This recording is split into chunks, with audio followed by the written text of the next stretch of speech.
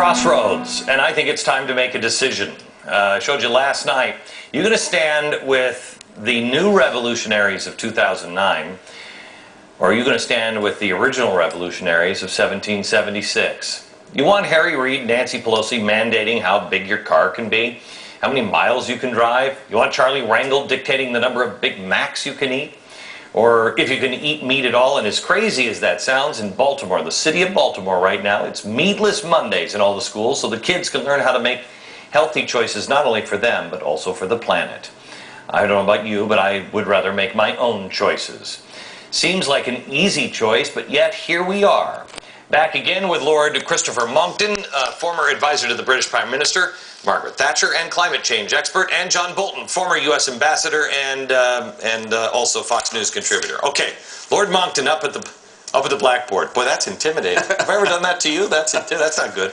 Yes, my lord. Pay attention, Beck. Yes. 5 points from Gryffindor for smiling in class. All right, what do you have? Right. Here is why there is no point, economically speaking, in doing anything to curb our carbon emissions, even if, as we now know, in fact, the UN is wrong. But let's pretend it's right. Okay. Here's why nothing will work. We burn 30 billion tons a year of CO2 worldwide. All right? 30 billion tons a year. Now that is the equivalent of 2 parts per million per year in the atmosphere. So that's 15 billion tons per part per million, all right? Are you with us so far? Not really, but I'll pretend, yes. Good, right, that's very simple. 30 divided by 2, 15 billion, okay. Got it. With us so far. Now, the UN says we're going to increase the amount of CO2 in the atmosphere, unless we do anything about it, by 468 parts per million in the next century. 468 ppmv. So that means, if you multiply that by that, you get 7 trillion tons we're going to emit of CO2 if we don't do any mitigation over the next century. 7 trillion tons.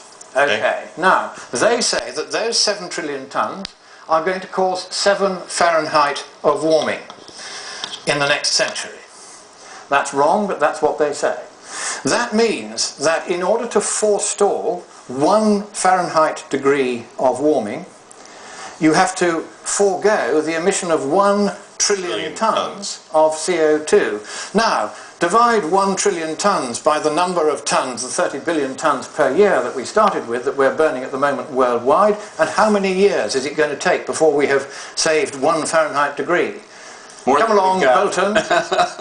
Beck. Yeah, no, I won't be alive. Neither of you can work this out. It's 33 years for 1 Fahrenheit degree. Now, 33 years means no automobiles anywhere on the planet, no electricity, no planes, no trains, no hospitals, no factories, no carbon emissions at all for 33 years, just for 1 Fahrenheit degree.